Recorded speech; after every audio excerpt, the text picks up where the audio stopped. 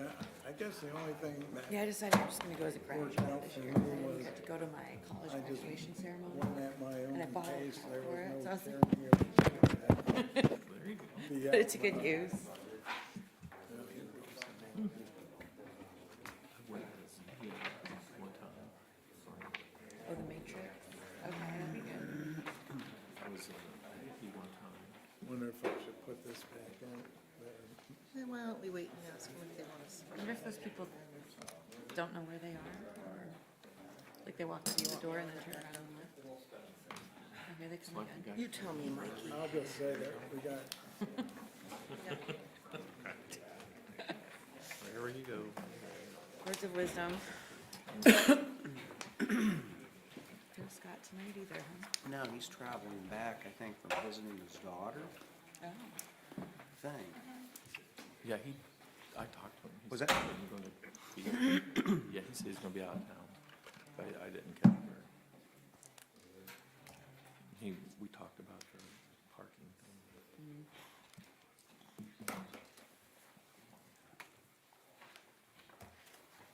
Fran and Gary asked me if their camper bothers me.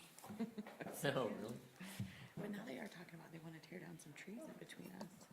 I brought my patio. They're like hiring someone to tear down a bunch of the trees in the Is this something backyard. yours? Less the rate. Yeah, I passed it out to you. Yes, that's what she said. And there's like a lot of vines back Shows there, what kind of the choking the trees. So. Criteria is for Where's he zoning Where's he change playing at the bar? and what the minimum Oh, so we she have. lives on Happy Valley Road off of like Middle. Try to keep it on track. And they have, I mean, I say farm, but it's like full farm. Like it's her husband's What shop. the plans are Okay.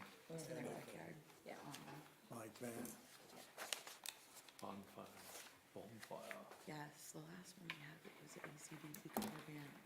Oh, really? There's only That's so cool. much AC/DC you can listen to in a night. They all sound the same. Yeah, they do.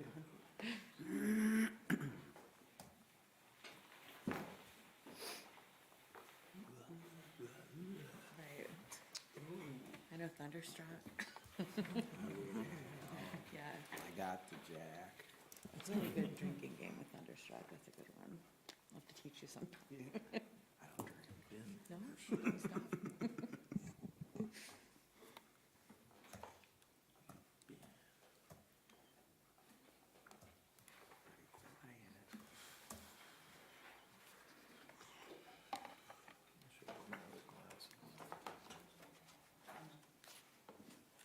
Yes, so Mark goes into Gmail to pull his, Yeah, I do. But they, Mark, they did format it, right? My old computer was just like yours is. Now mine doesn't have anything other than everything what are, he's in a Gmail, he's in his Gmail. so they're gonna have to say. It's But on is the- it Gmail for the, City of Worcester mail. Oh, I made Carl one. Jonathan. Right, but you Yeah. should just, if you open Google Cans and Hot pepper jam and stuff like that. See, I met, Yeah, I dragged them out to my kid's house. Yeah. Sat them on the counter, get busy. yeah. If you go to just your City of Worcester That's mail, what I thought. Yeah. then go to your, Yeah, it's good for his brain.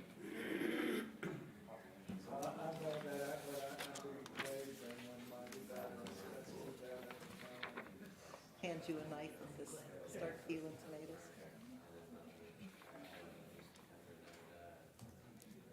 Okay, now where? She had a white bucket of. Oh, yeah, Roger had tons of zucchini this year too.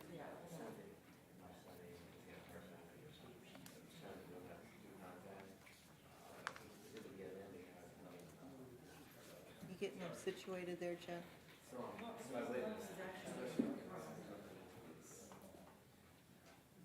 You know, they're not even gone away, you know, they're not even gone a year and he still can't, and now he can't figure out. Yeah, it was locked in.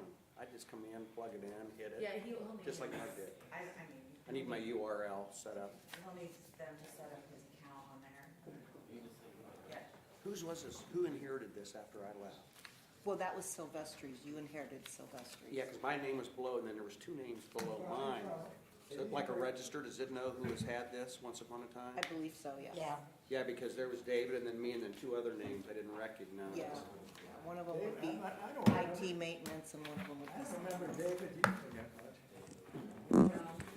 It probably didn't know what to do. Did you bring the power cord with you too? No. it didn't know what to do and you turned it on. Right, it looks very shiny. Okay, when that power cord, I got something happening, man. You were tracking me down. You know, I get yelled at. So if I get yelled at, you get yelled at. Just saying, I pass it along.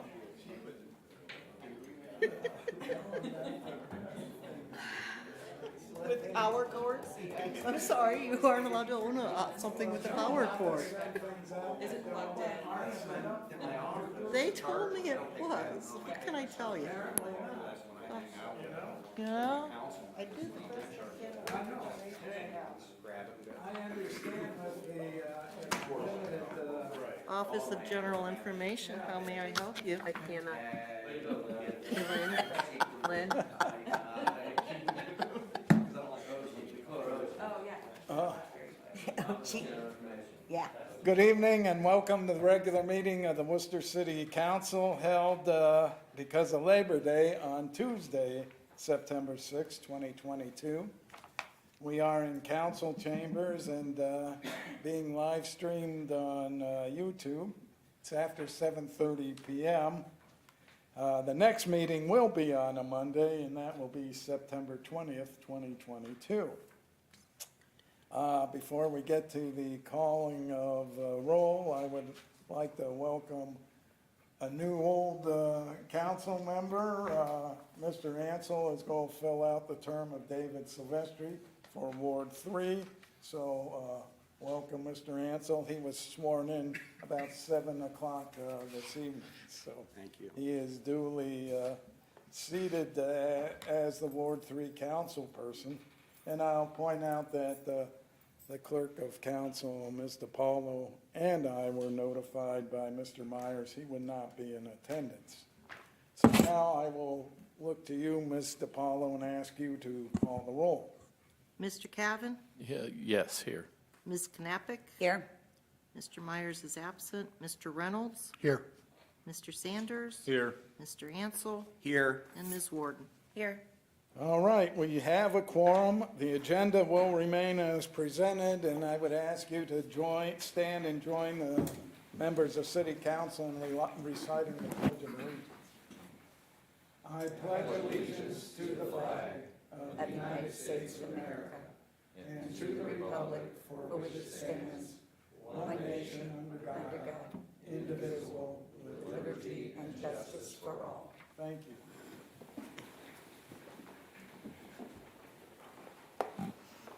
Well, we usually don't have this many minutes to approve, but we had one regular meeting before the hiatus during July and August, but we then had two special meetings, so, you know, it's kind of like a busman's holiday. We were still here 2 out of the 4 weeks that we should, or the 8 weeks that we should have had off. Anyways, the first one, we'll just start with the regular meeting of June 21st, 2022, and I would look for a motion to approve those minutes. So moved. Motion by Ms. Warden to approve. Is there a second? Second. Second by Ms. Knappich. All in favor, please say aye. Aye. Aye. Those opposed, say nay. June 21st, 2022 minutes are approved. Then we had a special meeting on June 27th, 2022. And I would entertain a motion to approve those minutes. Motion to adopt. Motion to approve. Motion to approve by Ms. Knappich. Is there a second? Second. Second by Mr. Sanders. All in favor, please say aye. Aye. Those opposed, please say nay. And the June 27, 2022 meeting minutes are approved. Finally, we had a special meeting on August 22nd, 2022. And I'd entertain one last motion for the approval of the last set of minutes So moved. Motion by Mr. Sanders to approve. Is there a second? Second. Second by Mrs. Knappich. All in favor, please say aye. Aye. Those opposed say nay. And the minutes of August 22nd, 2022 are approved. Mr. Mayor, welcome. Hope you had a good long weekend and had time to enjoy some rest and relaxation, and I'm sure some family time as well. Absolutely, President Biden-Dyke, and thank you. Nice to see everybody. Welcome back, council. We missed you, and it's great to have a whole contingent back.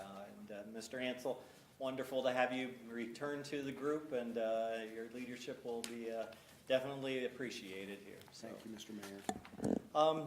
just wanted to bring you up to date on some things that happened over the summer break, things that matter in our community. 7 members of our hospital board attended the Quorum Health Resource Leadership Conference along with Bill Sharon and Scott Boys as presenters. Worcester Community Hospital was recognized as an IBM Meritive Top 100 Hospital for the 8th time this year. At the conference, QHR commented that strong communities help create strong hospitals, and strong hospitals help create strong communities. I would say this is definitely the case in Worcester and with Worcester Community Hospital. The Worcester Kiwanis Club hosted the Ohio District Convention here in Worcester on August 12th through the 14th, the Schisler Center and Fisher Auditorium. Approximately 225 Kiwanians from around the state came to Worcester to be a part of that, so a nice compliment to our community there. David Silvestri ended up retiring, as President Biden had stated, and Mr. Ansel was voted into that position, which is definitely big news for us. You all, I'm sure, know that there was lots of paving going on. You probably were inconvenienced at one point or another in the process, because I think half of Worcester let me know that they were all inconvenienced at one point or another. So luckily, it was only about a week where there was some overlapping contractors, but we apologize for any heartache that happened there, but I think everybody knows that the roads are in much better shape by us doing that. The building by Muddy's is going up very quickly if you haven't been past there recently. They're waiting on potential grant. We are waiting on a potential grant to help with the TCI property. If that grant would come through, we will be acquiring as a city that property for the entertainment district. It would help, the grant would help clean up the property of some contaminations that we found in the soils. Main Street has been programming music on the square, which is being well received, and a lot of people are using our downtown here this summer. The Downtown Theater Project received a $500,000 grant to help renovate the old Lyric Theater beside the Steakhouse. They hope to have it done next year, so things are definitely on the move there. This is a great thing for the city because it brings things to do into our downtown, so it really complements the restaurants and the other businesses that are in place there. Our city pools were all open and well used this summer. We did have some minor issues with pumps and electricity and things like that, but all in all, it really was a good summer for our city pools and the kids that got to use them. Housing stock is moving forward. We have Spring Run development under construction right now, and Lemon development out off of Melrose is also starting the clearing and construction piece of it. The TIF area is a really important player for our city that is still moving forward, and hopefully we will have that in full swing here as the fall moves on. City team are putting together the division budgets. Once they are into Joel and Andre, we'll start working them into our overall budget for the City of Worcester, and we'll have it to present to you by the second meeting in November as normal. There are many items on tonight's agenda. We look forward to moving these important pieces of business forward and stand ready to answer any and all questions or concerns that you might have. With that, thank you, President Biden-Dyke, for the chance Thank you, to speak. Mr. Mayor, for the update. we don't have any petitions, and I noted 3 people at least walked in after we picked up the sign-in sheet. So if you want to talk on an agenda item, I need you to sign up. If you're here to speak on the zoning, we are having a public hearing, so if you want to speak twice, sign up. If you want to wait until we have the public hearing, you can just say, I'd like to speak when the public hearing commences. So if you want to sign up now, here's the sign-up sheet for this next portion, and if you want to wait until the public hearing, then you're welcome to do so. When the public hearing is, I beg your pardon? is the public hearing tonight or another time? It's tonight. Okay. So now with communications from the public, you 2 gentlemen have signed up, I assume Mr. Pike and Mr. Austin. So if you want to speak now, or if you want to speak at the public hearing, or you want to speak at both, that's to your pleasure, so. I need to come up there. Yeah, if you can stand at the podium. Yes, and, please state your name and your address. My name is Jim Pike, 3936 Stone Creek Drive, and I guess I'm asking some questions related to the ordinance of 2022-16 regarding the annexation of the Twitchell property on Oak Hill. Specifically, I guess, one of the questions is it related to the connection of potentially of Inverness Drive to Milltown Road, and if that's on or off the table. Second question, I guess, is, I'm not speaking directly, but I guess I have more questions than statements, but why is there automatic, I was under the impression that R1 and R2 is the default designation when annexation occurs, and this is being brought in as R4. And the question is there a plan in place as an R4 designation, and who that developer might be that's referenced in the memo from the Planning Commission to rezone that as R4. If the general feeling from the neighborhood is probably related to Inverness and the connection with that, Inverness potentially would be used as a shortcut from Milltown to the north end, creating considerably more traffic than what should occur in that residential neighborhood with kids and everything else. So those are the things that I'm concerned about. I hope that you can clarify why it's being designated as R4 initially without the R1 and R2 as we thought it should be a default.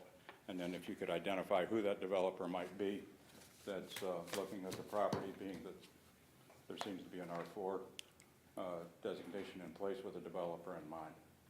Thank you. All right, Cody Austin? I really was looking for the same information, so I think Mr. Pike covered it sufficiently. All right. Anyone on the administration want to answer these questions? I can answer some of it. So it's Mr. Pike? Yeah. Okay, so my name is John Scavelli, I'm the law director. As far as the R1 designation part of it, it will come in as R1 if the annexation is accepted tonight. And then there will be rezoned, if the legislation is passed, it will be rezoned tonight as R4 and R2, depending on which part of the annexation we're talking about. So that's how that part's handled. As far as Inverness, and somebody correct me, do you want to address that part? Well, I think we were going to address it during the public hearing. That was the plan. All right. And I can tell you, I'm running the public hearing, which is going to be right after this, and we'll ask for people to speak in favor of the rezoning first, and then those opposed to rezoning will go next, And you'll have another, if they don't get your questions answered in the first pass on that, you'll have a chance to get up there again and say, tell me again or else you missed something. So it probably makes sense to just put that off to the public hearing portion. Thank you. All right, seeing no one venturing to sign this, I'll assume that you also will speak at the public hearing, or you're just here because you had nothing else to do on a Tuesday night. So anyways, that does bring us to committee reports, which we do not have at the moment, but we now have a public hearing, which will be, actually, we have two. First one is on the rezoning request for 75.217 acres. As Mr. Reynolds has already identified himself, he is the chairperson, and as such, I'll turn the meeting over to you, Mr. Reynolds. Thank you, Mr. Beitendijk. We do have two public hearings tonight, both related to the same thing. It's the annexation petition that's before us and the first order of new business. The public hearing isn't about the annexation itself, and I don't think the annexation itself is what has people excited. It's the rezoning that goes with it. And as Mr. Pike pointed out, he is correct, and when property comes in, the default is R1. So if we took no action with regards to rezoning, it would stay R1. But we do have that second piece there tonight with a big chunk being designated R2 and another chunk being designated as R4. And that is the purpose of the first public hearing on that rezoning request. Even though it's coming in tonight, it's not zoned yet, once it's annexed, it will be if they would both pass tonight, there'll be moments where it's R1. So it is technically a rezoning, even though it's not zoned now. The second piece of it, I don't know if this muddies the water or helps clarify, is that because we are bringing this in as part of the tax increment financing district, the TIF district, that we've already set up or established the framework for, the second public hearing is on the idea of bringing this property, all the annexed land, into that district. So with that being said, and like I kind of indicated before, we'll start off first with the public hearing on the rezoning request. We'll ask those that are speaking in favor of the rezoning request to go first. And then when they're done, those that are opposed to the rezoning request or have questions, I don't think you have to declare yourself one way or the other, but it kind of breaks down better that way, have a chance. And all we ask, you go to the microphone, identify yourself by name, address, and affirm to tell the truth. So with that, we will open up the public hearing on the rezoning request. And Mr. Millay, did you want to start off? Yes, please. Thank you. Thank you, Mr. Reynolds, and good evening, members of council and members of the public. My name is Jonathan Millay. I am the development coordinator for the city of Worcester. My personal address is 1864 Christmas Run Boulevard, Worcester, Ohio, and I'm speaking in my capacity as development coordinator for the city of Worcester, address 538 North Market Street, Worcester, Ohio.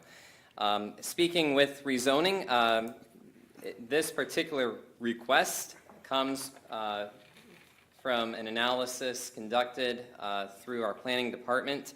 The R4 zoning piece is specific to the property that we refer to as the Twitchell property.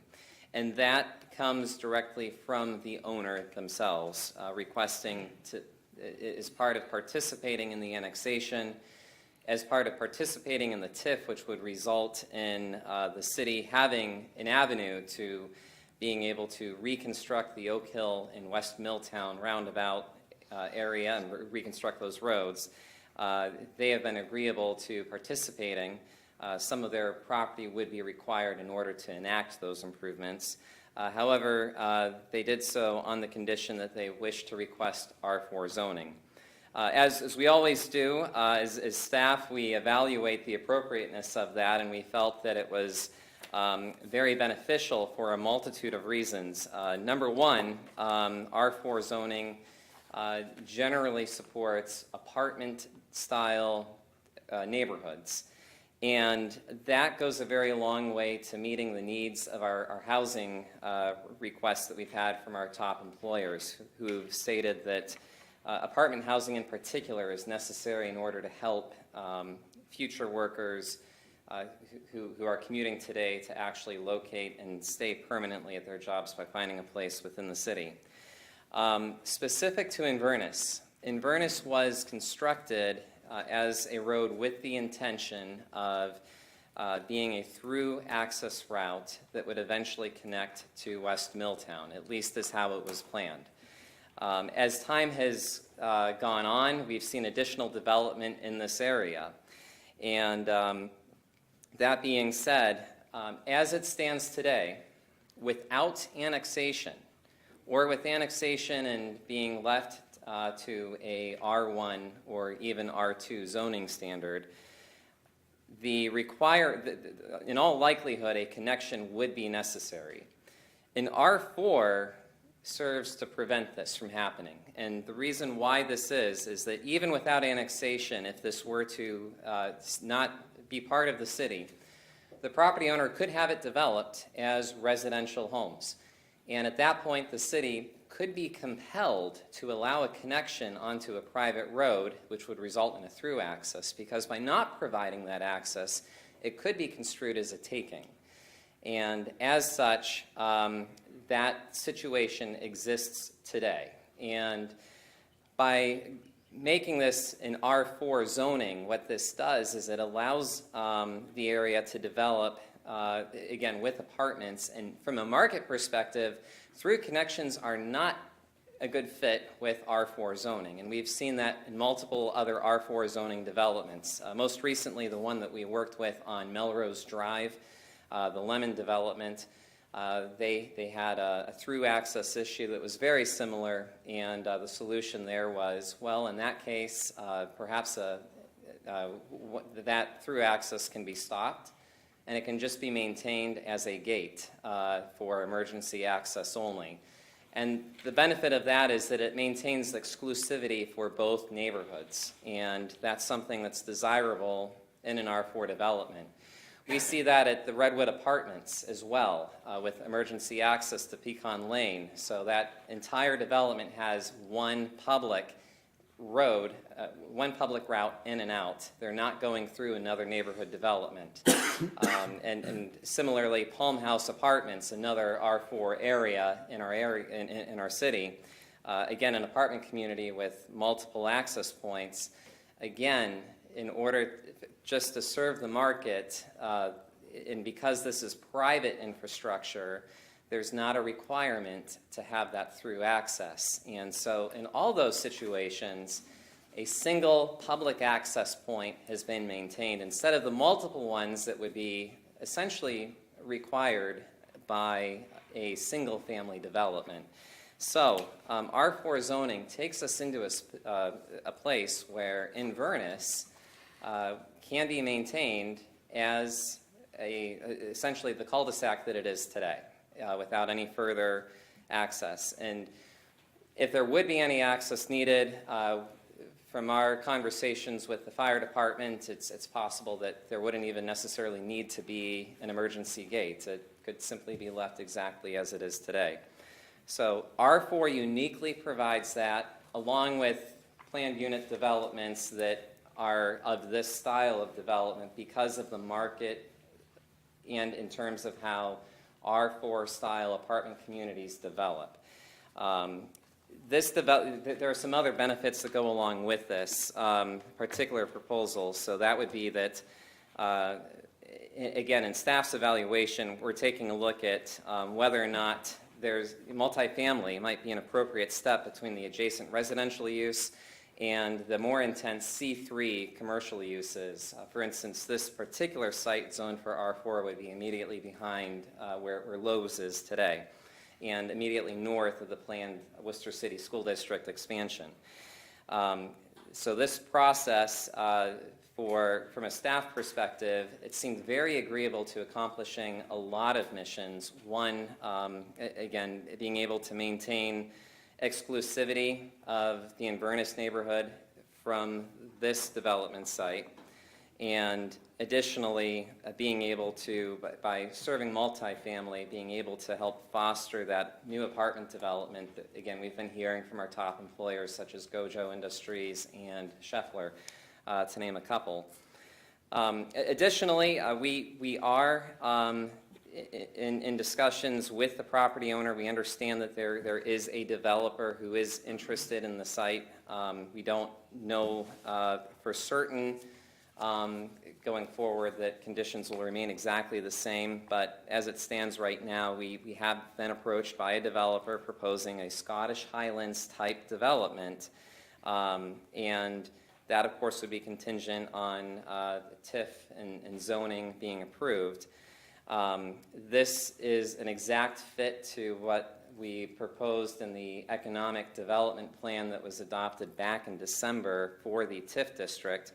If this development would come to fruition, not only would we not have through access through Inverness, Inverness again would remain separate, we may be able to eliminate a lift station, which is a benefit to all ratepayers of sewer.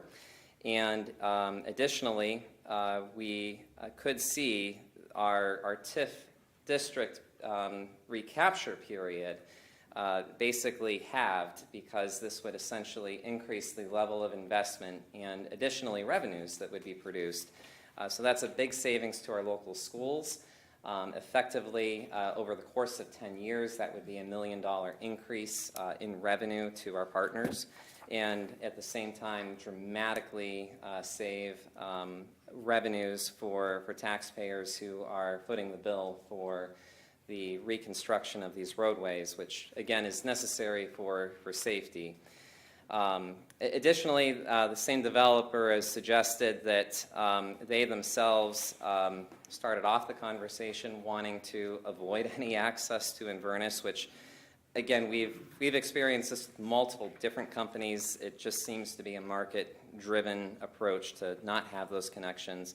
They've also indicated that they see the green space due to the ravine on the western side of the property, that they see that, as the way they framed it to me was, we see that as an asset, and that's something that we want to preserve and keep. And so as such, with that not being developed, and from a market's perspective, it would be very difficult to develop that terrain, also considering streams and so forth. That would result in the overall development having much less density than is permitted in an R4. And so in a way, all of this seems to be balancing out very, very well.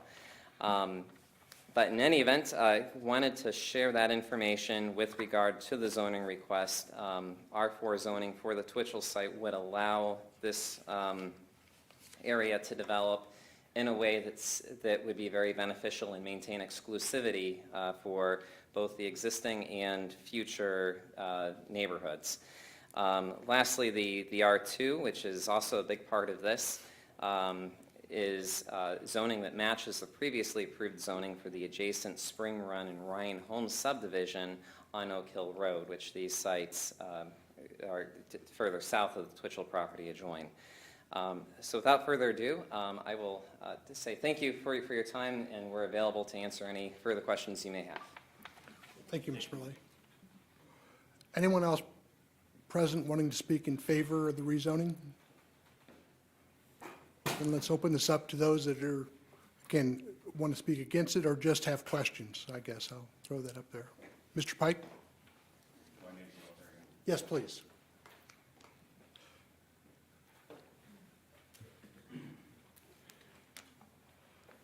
And again, even though we know who you are, if you'd please, for the record, identify yourself by name, address, and affirm to tell the truth. Kind of deja vu. Yeah, all over again. James Pike, 3936 Stone Creek Drive in Worcester, and I live in the adjacent development just to the north of the Twitchell property.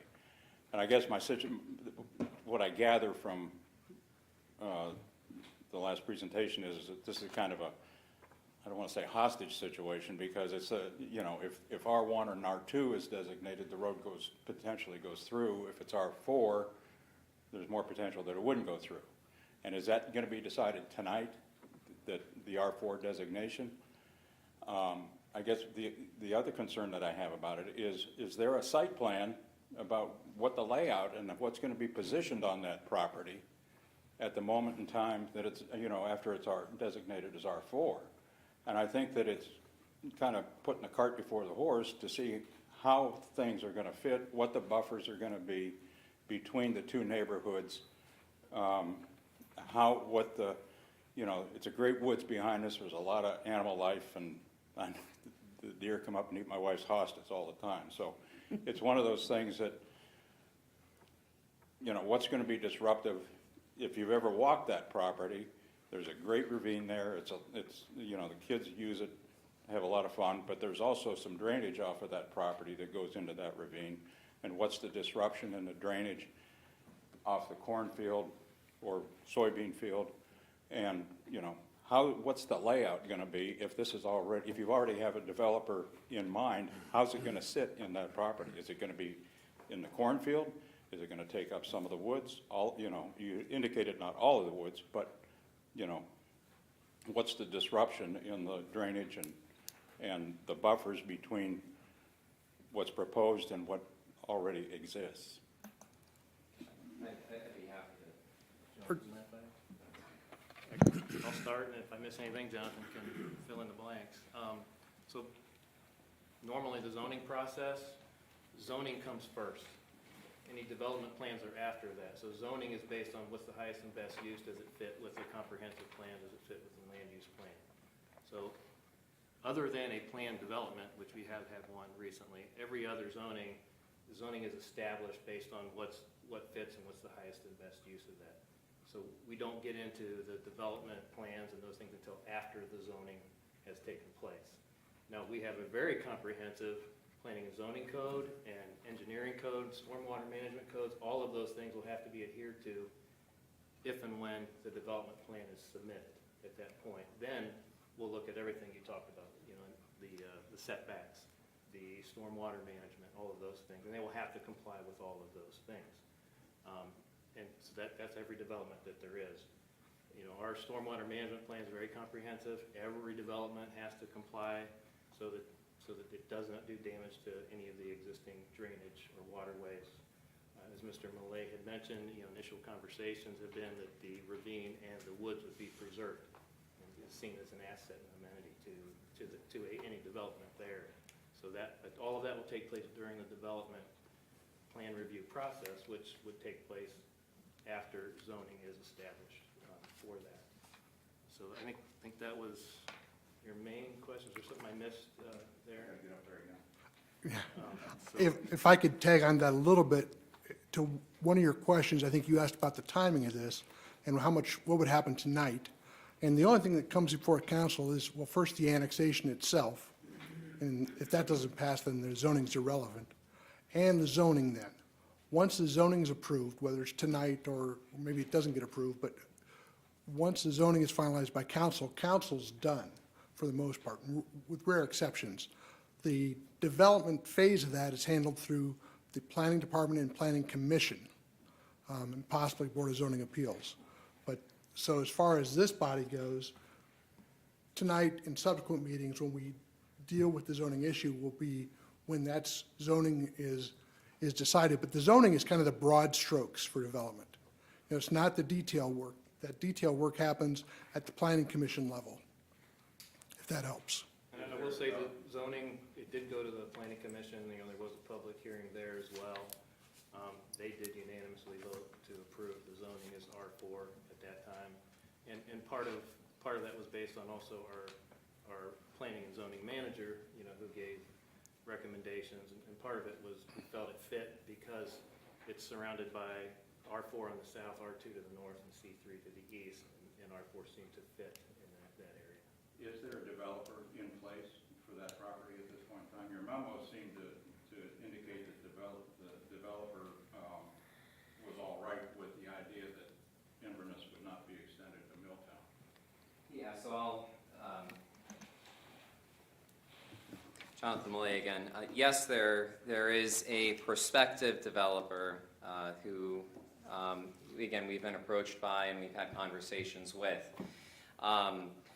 part of the reason why we can't, or we have to be careful, is that when we're talking about the zoning versus a site plan, is I can tell you that there's interest in not connecting to Inverness in terms of where the housing would be. This particular developer has described an interest in developing in the cornfield part of it, where it's flat and it's close to the retail. That said, that can't really factor into our decision-making or council's decision-making because that is a specific detail, and when zoning's being examined, it needs to be viewed through all the different uses that it possibly could be.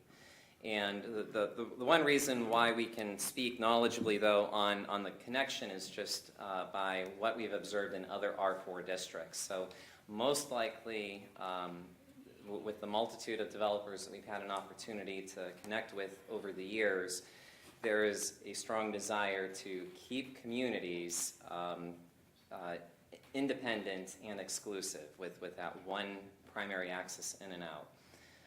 So we can look at that pattern of practice, and we can examine what has also happened with our R1 or even properties that aren't even part of the city but may seek a connection to city infrastructure.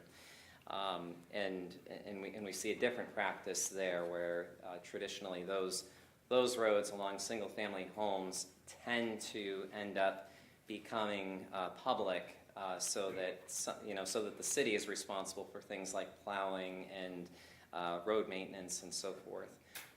So those are some inferences that we can look at. We can't make those.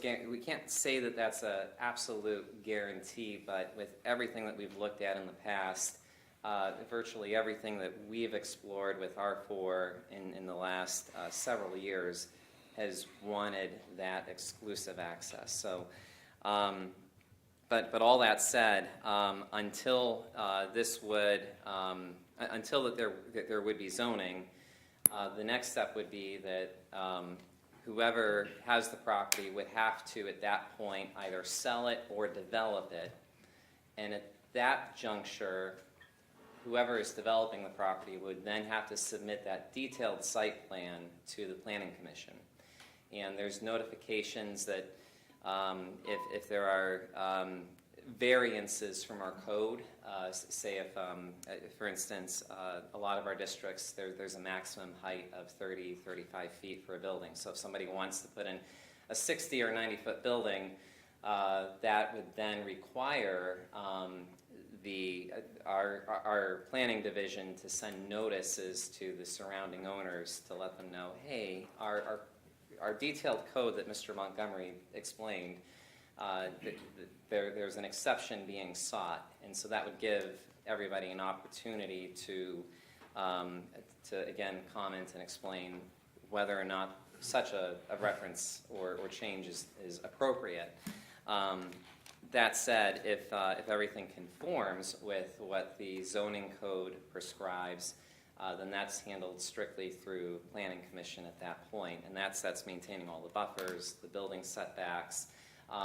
Typically with a final development plan, there's also going to be requirements for a photometric plan, which talks about lighting specifically, so that it doesn't have lighting go off site. So that's an element of any final development plan to make sure that when these neighborhoods are constructed, that again, if they're going to be exclusive, they're also exclusive in their impacts as well, and they're not causing excess light or noise or intrusion into other neighborhoods. And there's also a requirement for green space and for tree planting. So all of that is called out in the zoning code.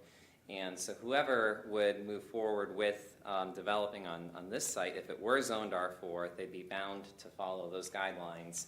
And if they needed an exception, at that point, it's a whole other public process through our Board of Zoning Appeals. And similar with the R2. So the R2 will have to meet certain width requirements for lots.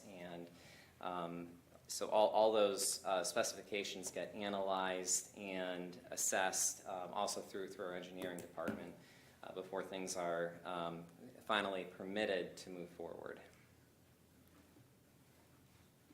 Is the connection of Inverness to Milltown off the table if it's designated R4? So there is still some potential that Inverness could be connected to Milltown? As much as possible, if any regulatory element that we have, R4 gives us the best assurances that there is not a need for a connection in the future. But not guaranteed. We cannot 100% guarantee that. But from a city perspective, it vastly improves the situation from where it is today. Where it is today, if without annexation, we could be compelled to provide a through connection onto a road. But somebody could do it on a whim or as part of their plan. Somebody can do that on a whim today. R4 makes it, from a market perspective, extremely difficult to do that and extremely unnecessary to do that. In order to do a through connection as an R4, you would also have to establish additional widths around the roadway. And apartment developments don't like that because it pushes out where they can develop their units. So all of a sudden, having a 60-foot right-of-way road built to specifications makes that property a lot less valuable to an R4 developer. So somebody who wants to develop in an R4 area is not going to want to have a public road through there.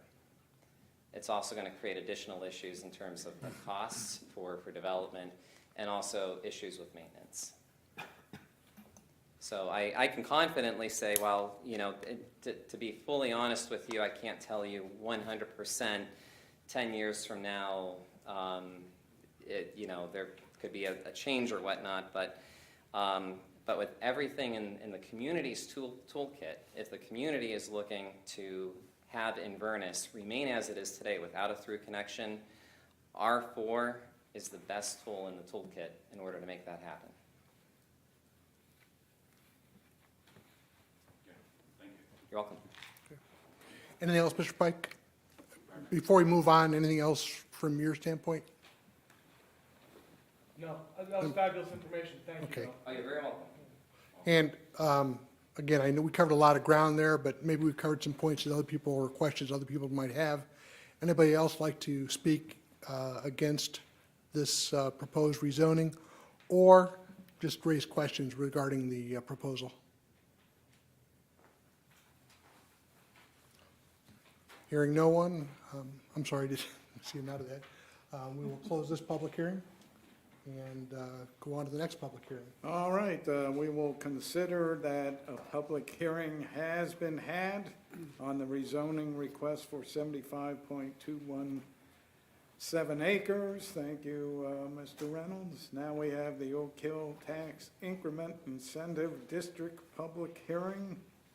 Again, are you chairing that too? Apparently so. Okay, so I turn the floor back over to you, Mr. Reynolds. This will take less introduction because it involves the same property. It's triggered by the annexation, and we're seeking to add this property to the TIF district that we established back in the spring. I think it was the spring. And again, this requires a public hearing by statute, and we'd ask first for those people that want to speak in favor of this proposal to appear, identify yourself by name and address, and affirm to tell the truth. Mr. Millay, you going to lead us off again? Thank you. Thank you again, everybody, and my apologies. Jonathan Millay, 1864 Christmas Run Boulevard, Worcester, Ohio, speaking in my capacity as Development Coordinator, 538 North Market Street, Worcester, Ohio. I affirm to tell the truth. With regard to the Oak Hill TIF, staff looks forward to presenting formal legislation for the creation of 5 TIF incentive districts on October 17th. Work is already underway on the actual infrastructure as per our previously adopted economic development plan. Ground broke this past week on the provision of sewer, which will serve the future expanded Worcester City School District campus and the Spring Run Ryan Home subdivision. Specifically proposes the creation of separate districts within our previously defined Oak Hill TIF tax increment financing district. What TIF does is it redirects 100% of future tax revenues, if any are created, from these districts for a period of up to 30 years. A portion of these funds will be directed to the Worcester City Schools, and the remainder will go for public infrastructure, specifically the reconstruction of Oak Hill Road in West Milltown, a roundabout at Oldman and Oak Hill, new sewer for residential development and the expanding school campus, and a roundabout at West Milltown and Oak Hill Road. Each district, and again 5 are defined as in grouping of parcels, one being Spring Run, the second being AEP's property, third being a combination of Worcester City School property and several residents who are annexing in as part of the legislation ahead. The 4th district is the entirety of the Twitchell property, and the 5th district is a combination of Worcester City School District land and land owned by Weaver Custom Homes. TIF does not reduce current revenues, so the revenues that all districts are receiving off of the existing land will continue to grow and will continue to appreciate as values grow. However, with new development, provided that there's new development, our school partners will receive a gain of 25% of the revenues that they would have otherwise until the initial $8.4 million of public infrastructure is completed. And then after that would proceed to earn 100%, whereas additional tax revenues will be redirected to support ongoing maintenance of the city's infrastructure. Specifically, for an update, a 45 business day notice has previously been provided to the Wayne County Schools Career Center and also to the Wayne County Commissioners as required by law. And additionally, with regard to this hearing, a 30-day notice has been mailed to the owners of the individuals residing within the TIF districts. Each owner may opt to have their property removed from the TIF by either notifying us in writing, appearing at this hearing, or otherwise communicating with us that they don't wish to have their property contained within that district. Although to date we haven't had anybody suggesting otherwise. Not dissimilar to a grant, a major point, this project represents a massive return on investment for Worcester taxpayers and all sewer rate taxpayers. This work will resolve a major safety concern on our city's busiest 2-lane road. We have over 12,000 vehicles traversing Oak Hill each day. And particularly as our school campus expands, having roundabout installation installed at Oldman and West Milltown has been a long desired solution that would not be possible except for this opportunity to redirect revenue from private investment into public infrastructure. And at $8.4 million in new public infrastructure, this eclipses all of the revenues that we've received for local projects for our CDBG, CHIP, and ODOT TAP grants combined over the last 10 years. So it's a huge opportunity to support safety, ongoing infrastructure for our community, and to additionally address our needs for a growing school campus and need for future residential development. With that, I just wanted to share that for the record and say thank you very much. Okay, would you just add one more thing? Yes, sir. Reassure people this will not cause their taxes to be any more than they're paying now, nor anyone in the surrounding area will not have a tax increase because of the TIF. Correct. Actually, it'll have the opposite effect in the long run. But this does not change anybody's tax rates. It does not reduce revenues. It is only focused on new development that takes place, and that new development will have the same experience as anybody else. And in the long run, by virtue of the fact of having $8.4 million of public infrastructure being reimbursed through private development, it's that much more revenue that Worcester City residents will have freed up, and will be lower pressure for taxes in the future. So actually would long-term have the opposite effect. So very good point, and thank you. Thank you, Mr. Miller. Sorry to hijack your public hearing. That's fine. Anybody else like to speak in reference to the Oak Hill Tax Increment Financing Incentive District Public Hearing? Seeing no one, Mr. President, we'll close this public hearing. Okay. Well, we'll consider our second public hearing to have been held and concluded, and that will move us on to the unfinished business portion where we have a holdover from our last meeting in June of 2022, and this must be at least initially the Bob Reynolds Hit Parade, and I know eventually you'll turn it over to Mr. Sanders, but before I get to you again there, Mr. Reynolds, I will turn to Mr. Paulo and ask her kindly to read the title. Ordinance number 2022-14 amended. An ordinance amending Chapter 351 Parking Generally, Chapter 355 Off-Street Parking Facilities, and repealing Chapter 357 Parking Violations Bureau of the Codified Ordinances of the City of Worcester, Ohio, by establishing a Civil Parking Violations Bureau under the authority of Ohio Revised Code Section 4521, decriminalizing most parking violations. Thank you. Mr. Reynolds, the floor is yours. Thank you, Mr. President. As indicated in the caption, this is a rewriting of Chapter 351 of the Worcester Codified Ordinances dealing with the traffic division, or traffic citations. And there was a number of fine tuning that was done throughout there. And one of the things I note that is included in the draft we're looking at now is that I think in section 351.16, I believe, Yeah. that was where the amendment was made at the last meeting pursuant to a request by Ms. Warden. That was approved, and now everybody's had a chance to look at that. But the biggest difference, or the biggest change, is not that section, nothing against that change, but it's the decriminalization of traffic tickets and making this an administrative matter instead of a criminal matter. And I know that there's been some discussion of, so I guess I'll draw you specifically to the issue.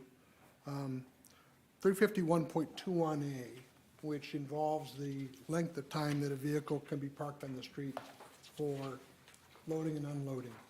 I am going to suggest that we not deal with that tonight.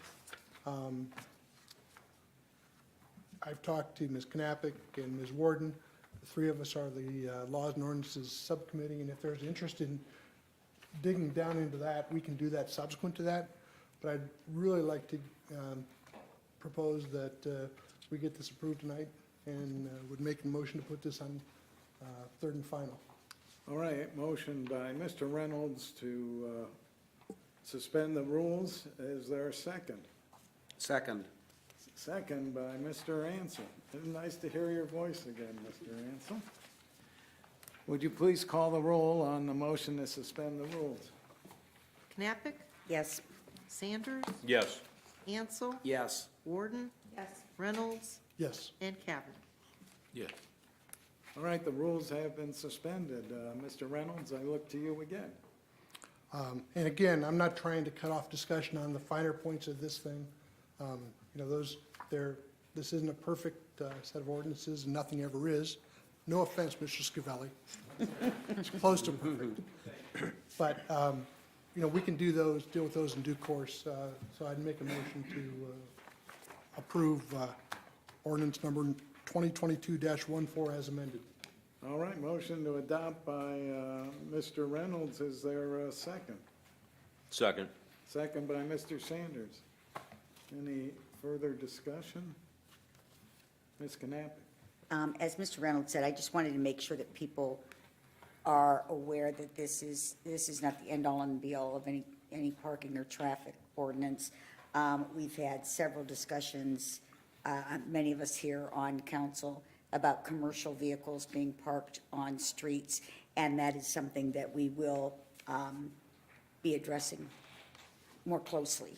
But I just want to make sure that there are people out there or in here that are concerned about that. we have not forgotten that aspect of this legislation, and we will be addressing that as well. That's all. Anything else? Seeing none, would you please call the roll on the motion to adopt? Knappich, Yes. Sanders, Yes. Ansel. Yes. Warden, Yes. Reynolds, Yes. and Cavan. Yes. Ordinance number 2022, is it dash 14? Yes. Yes. It seems so far away from these other ones. It passes. Yes, it is. And I know Chief Fisher, who's here, will be happy to not to have to spend all that man and woman power to go to some of these muni court matters with, since it's now decriminalized. So, good idea. Thank you for bringing it to our attention there, Chief. That brings us to new business. First one's ordinance number 2022-16. It'll be presented by Mr. Reynolds. But before we get there, again, Ms. DiPaolo, would you please read the title? Ordinance number 2022-16, an ordinance accepting application for the annexation of territory located on Oak Hill Road and West Milltown Road and contiguous to the corporation limits. Mr. Reynolds, the floor is yours. Thank you, Mr. President. This is the annexation itself. Technically, it has nothing to do with the zoning or with the TIF district. Those are separate matters. We're just now dealing with the legislative piece that would bring this into the city. Not the first time we discussed this. It started back in the spring when we had a resolution to extend services. It's since gone to Wayne County Commissioners. They've had their go at this with the public hearings, and they've approved it. Now it's back to us to finally accept the annexation. Mr. President, I'm going to request that we make a motion to suspend the rules and bring this to third and final reading. All right, motion by Mr. Reynolds to suspend the rules. Is there a second? Second. Second by Mr. Sanders. Ms. DiPaolo, would you please call the roll on the motion to suspend the rules? Sanders, Yes. Ansel, Yes. Warden, Yes. Reynolds, Yes. Cavan, Yes. and Knappich. Yes. The rules have been suspended. Another motion for us, Mr. Reynolds? Yes, I'll make a motion that we adopt ordinance number 2022-16. All right, motion to adopt by Mr. Reynolds. Is there a second? Second, Mr. President. All right, second by Mr. Ansel. Any discussion, questions, comments? We've already sent the commissioners notice as to what services would be provided. I think we've kind of got an idea what we were in for, and it's going to be a boon to the city housing stock, that's for sure. Seeing nothing further, Ms. DiPaolo, would you please call the roll on the motion to adopt? Sanders, Yes. Ansel, Yes. Warden, Yes. Reynolds, Yes. Cavan, Yes. and Knappich. Yes. All right, ordinance number 2022-16 passes. That brings us to ordinance number 2022-17. Again, it will be presented by Mr. Reynolds, slated for 3 readings. Before I get back to you, Mr. Reynolds, I'll turn to Ms. DiPaolo and ask her to please read the title. Ordinance number 2022-17, an ordinance amending Part 11 zoning of the codified ordinances of the City of Worcester, Ohio, to rezone land to R2, Single-Family Residential District, and R4, Multifamily Residential District for property located at the intersection of Milltown and Oak Hill Road. Mr. Reynolds, I turn to you again, sir. Yes, thank you again, Mr. President.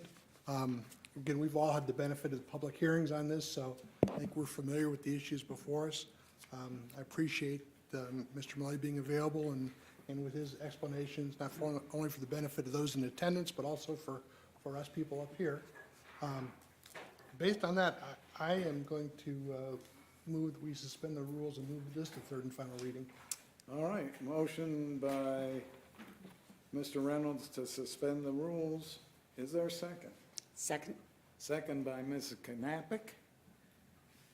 Mr. Paulo, would you please call the roll on the motion to suspend the rules? Sanders. Yes. Ansel. Yes. Warden. Yes. Reynolds. Yes. Cavan. Yes. And Knappich. Yes. Rules have been suspended. Mr. Reynolds, another motion, perhaps? Mr. President, I will move for the adoption of ordinance number 2022-17. Okay, motion to adopt by Mr. Reynolds. Is there a second? Second? Second by Ms. Knappich. Any further discussion? I did provide to you folks the provisions under the Worcester codified ordinances with regard to what we look at with regard to making this decision. And as you can see, at the very least, we need to consider what was presented by the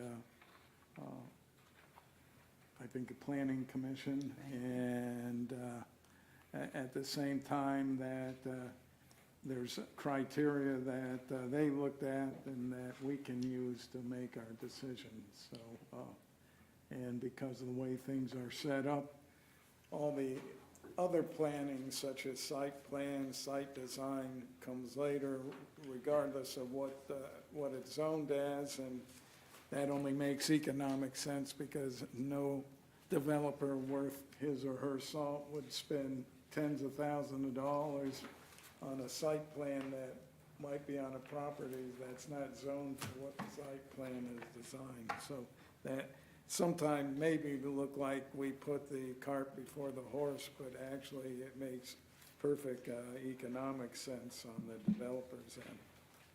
So that being said, any further discussion on? Mr. President, I want to thank Mr. Ross and Mr. Pike for coming tonight and, expressing your concerns. And I guess I'm going to vote in favor of this because, I think the biggest concern they have, I think, is about the extension of Inverness. And again, there's no guarantees. We rezone this, it could sit idle for 10 years. The developer that may have it under option now could, go away for one reason or another, and another developer come along. But long-term, the best protection against that being a through road into Milltown is C4. We're also, I'm sorry, R4. Did I have everybody excited? All right, you just gave half the room a heart attack. Thank you, Mr. Reynolds. I should just shut up now on the head. But, so, long-term, I did think R4 is the best fit. And, we've heard, I think we've all heard in this room, whether you're elected official or not, but the need for more housing. And it can't be all R1 and R2. We've got to find some higher density housing starts somewhere in the city, and I think this is as good a spot as any. Thank you. Anything further? Seeing none, would you please call the roll on the motion to adopt? Sanders. Yes. Ansel. Yes. Warden. Yes. Reynolds. Yes. Cavan. Yes. And Knappich. Yes. All right, ordinance number 2022-17 passes. And I should thank Mr. Millet. He explained this simple enough that even an eighth grader like me might be able to understand it. I appreciate that. That brings us to the first reading ordinance number 2022-22. I'm not repeating myself, but it sounds like it. And we'll have another country heard from. It'll be presented by Ms. Knappich, and it's slated for 3 readings. Before I go any further, Ms. Knappich has taken over the role of Hawkeye Silvestri and found that there actually is an error, and I think we can consider it as a typo, so we don't have to amend it. But everyone should change the where it says Wayne County Commissioners to the Worcester City Schools. I think that's, Switch that the opposite. Okay. Change the city schools to the Wayne County okay, Commissioners. yeah. Right? Yeah, And actually, in section 1. I think because it's in section 1, it's actually maybe a good idea to amend it. And had it been in the recitals, I may have said otherwise, but I think given that it's actually in the body of the ordinance, which is my fault, so I apologize to council for that, that we probably should amend it. And I had Wayne County Commissioner, commissioners, so that's where I was confused. Okay, so in section 1, Worcester City School District needs to be Wayne County Commissioners. Correct. Correct. All right. So I guess to satisfy your exacting requirements, Ms. Knappich is gonna have to Make a motion. present it and then move to amend it. Am I reading you right? You are. Okay. So, Ms. Knappich, the floor is yours. Here it Do is. you want the title read first? I Oh, think yes. so. Yes. Ordinance number 2022-22, an ordinance authorizing the city of Worcester to accept a transfer of land from the Board of Wayne County Commissioners. Okay, Ms. Knappich, the Thank you. floor is yours, and you can do however you want, but Mr. Scavelli is kind of handcuffed as to what we need to do. Oh, those legal people. I know. Anyhow, I think I was stuck in here to break up the Mr. Reynolds and Mr. Sanders show yeah. tonight. So, thank you very much for that. I would first make a motion to amend section 1 in the ordinance number 2022-22 to read the transfer of real estate from the Board of the Wayne County Commissioners is hereby accepted and approved.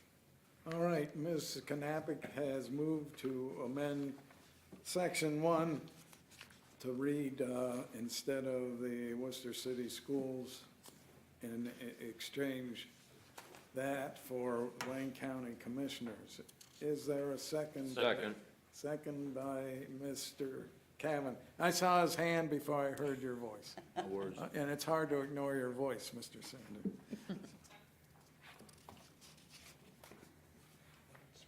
Would you please call the roll on the motion to amend? Ansel, Yes. Warden, Yes. Reynolds, Yes. Cavan, Yes. Knappich, Yes. and Sanders. Yes. All right, the section 1 has been amended and substituted for the Worcester City Schools is now the Wayne County Commissioners. That being said, now I look to you again for yet another motion or discussion or whatever you want to do. Wow, thank you. Because I think the handcuffs are off, so it's carte blanche. Oh, that's a dangerous thing to give me, directive to give me. This is just a piece of cleanup legislation, frankly, where we have some right-of-ways on Oak Hill Road on either side of Oldman. They're just road right-of-ways that could have been included in some former annexations, but were overlooked. And so we want to make sure that all of this property that's annexed into the city is contiguous, there's nothing left out. And that's really pretty much it. So is there a motion somewhere? I would move to suspend the rules. All right, motion to suspend the rules by Ms. Knappich. Is there a second? Second. Second by Mr. Cavan. Would you please call the roll on the motion to suspend the rules? Ansel, Yes. Warden, Yes. Reynolds, Yes. Cavan, Yes. Knappich, Yes. and Sanders. Yes. The rules have been suspended. I look to you again, Ms. Knappich. Thank you. Move to adopt. Motion to adopt by Ms. Knappich. Is there a second? Second. Second by Mr. Ansel. Any further discussion? Pretty rote and routine. Seeing none, would you please call the roll on the motion to adopt? Ansel, Yes. Warden, Yes. Reynolds, Yes. Cavan, Yes. Knappich, Yes. and Sanders. Yes. Ordinance number 2022-22 passes. Now we return to the Mr. Reynolds Show, who will be introducing resolution number 2022-27. It's slated for 3 readings. Mr. Paulo, would you please read the title? Resolution number 2022-27. A resolution authorizing the Director of Administration to enter into and continue a contract for property and general liability insurance for the municipal government and allowing for immediate enactment. Okay, Mr. Reynolds, I look to you to take it away. Thank you, Mr. President. This is just an ordinary piece of business. The insurance renewal is upon us. This is our general liability insurance for the municipal government. And we currently have, this is a continuation of our existing coverage offered through what is known as the Ohio Plan. Administration reports good history with this group. We've been with them for 12 years. We've had one rate increase in the past 6 years. I think we all wish we had the same experience ourselves. And unless there's questions, I'd like to move to suspend the rules.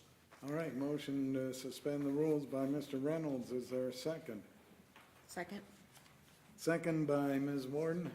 Would you please call the roll on the motion to suspend the rules? Warden, Yes. Reynolds, Yes. Cavan, Yes. Knappich, Yes. Sanders. Yes. And Ansel. Yes. Rules have been suspended. Mr. Reynolds? I make a motion to adopt resolution number 2022-27. All right, motion to adopt by Mr. Reynolds. Is there a second? Second? Second by Ms. Knappich. Open this for discussion. I should point out, we do have a local servicing agent, which is Whitaker Myers, and they've treated us very well. Although I don't see Mr. Bender here tonight. Usually he has a calendar or two for us.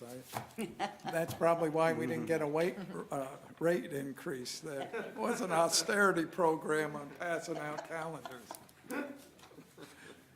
Any further discussions?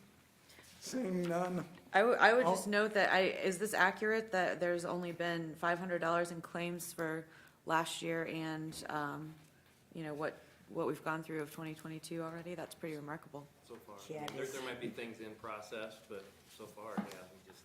We have no wood up here, but I would knock on it. That's great. I'm not gonna- Anything Who else? is it? Seeing none, would you please call the roll on the motion to adopt? Warden, Yes. Reynolds, Yes. Cavan, Yes. Knappich, Yes. Sanders. Yes. And Ansel. Yes. Resolution number 2022-27 passes. And now the torch passes to Mr. Sanders, who will be presenting resolution number 2022-28. It is slated for 3 readings. And Mr. Paulo, would you please read the title? Resolution number 2022-28, a resolution accepting the amounts and rates as determined by the Budget Commission and authorizing the necessary tax levies and certifying them to the county auditor. Mr. Sanders, the floor is yours. Thank you, Mr. President. As council may remember, back on June 6th of 2022, we sent this resolution, 2022-20, to the county for their approval of the amounts and rates that is shown on Schedule A. At this point, this county budget commission has sent this back to us saying they accept it, and now it is our job to finalize by approving this. And with that, I would motion to suspend the rules of council and place this on third and final reading. Motion by Mr. Sanders to suspend the rules. Is there a second? Second. Second by Mr. Ansel. Would you please call the roll on the motion to suspend the rules? Reynolds, Yes. Knappich, Yes. Cavan, Yes. Sanders, Yes. Ansel. Yes. And Warden. Yes. Rules have been suspended. I look to you again, Mr. Sanders. Motion to adopt. Motion to adopt. Is there a second? Second? Second by Ms. Knappich.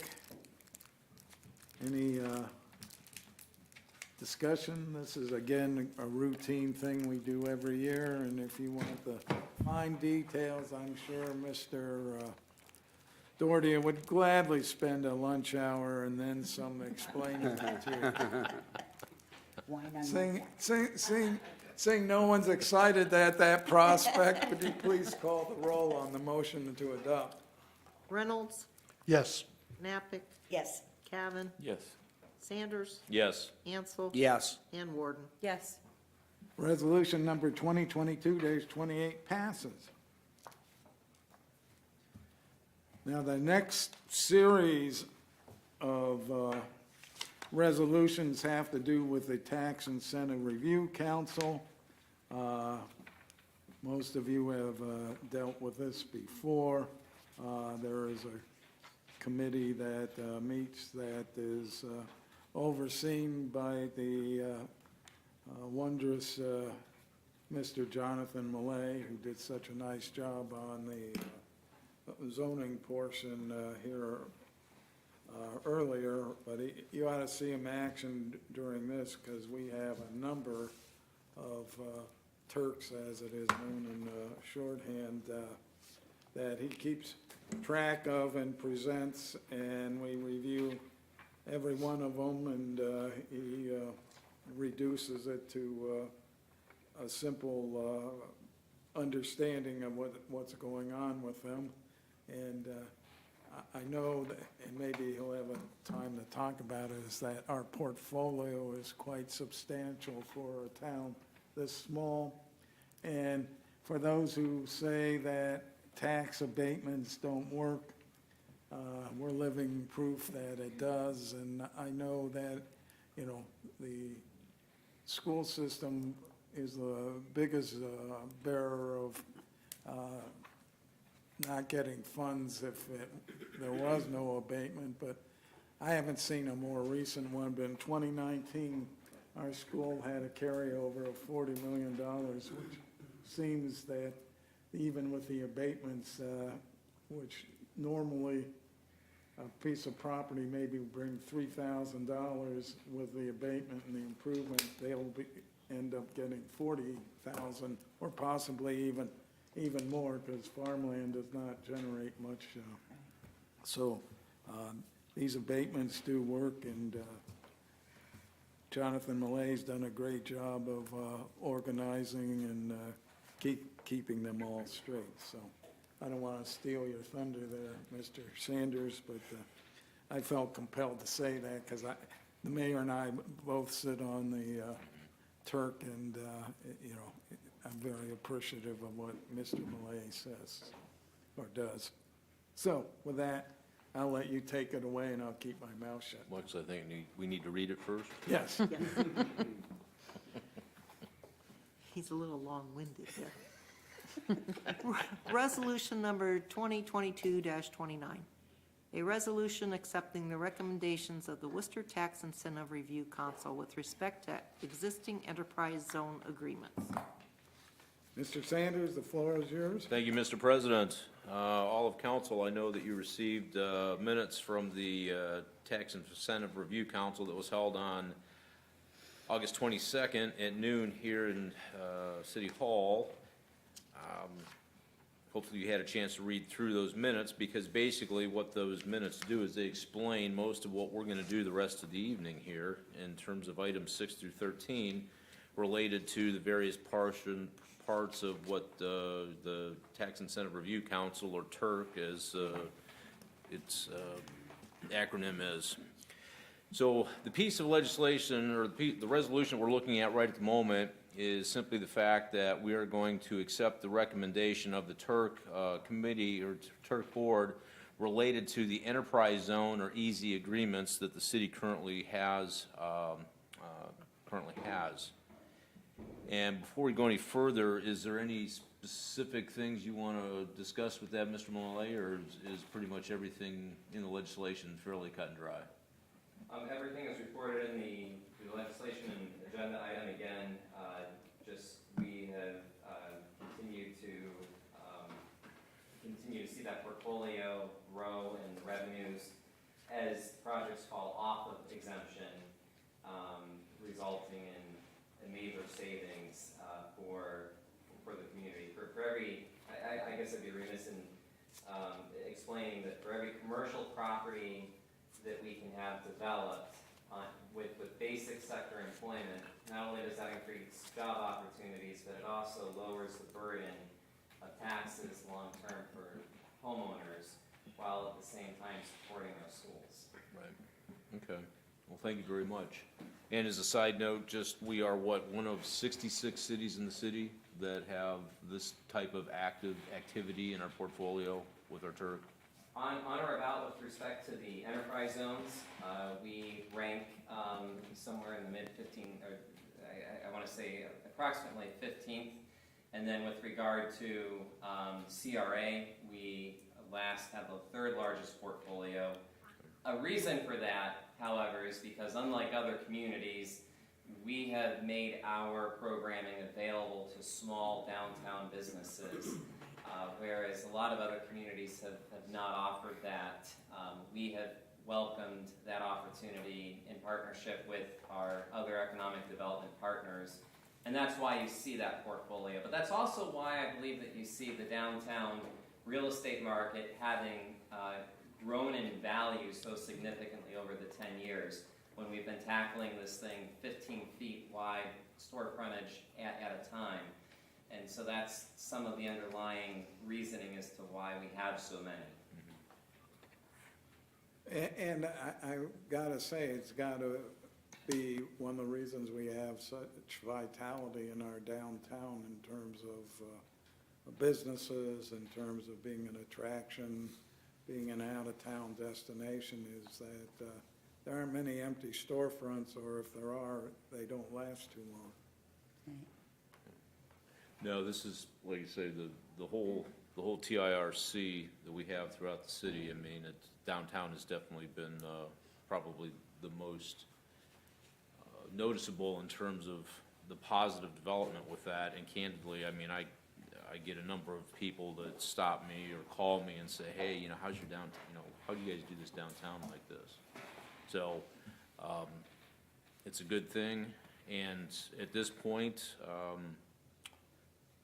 related to Resolution 2022-29, related to the EZ agreements for the TIRC, I would motion to suspend the rules of council and place this on 3rd and final reading. A motion to suspend the rules by Mr. Sanders. Is there a second? Second? Second by Ms. Knappich. Ms. DiPaolo, would you please call the roll? Knappich, Yes. Cavan, Yes. Sanders, Yes. Ansel. Yes. Warden, Yes. and Reynolds. Yes. All right, the rules have been suspended. Mr. Sanders? Motion to adopt. Motion to adopt by Mr. Sanders. Is there a second? Second? Second by Mr. Ansel. Any further discussion or questions for the fountainhead of the Turks? Is that you? What? Is that you? No, that was Jonathan? Seeing none, would you please call the roll on the motion to adopt? Knappich, Yes. Cavan, Yes. Sanders, Yes. Ansel. Yes. Warden, Yes. and Reynolds. Yes. Okay, resolution number 2022-29 passes.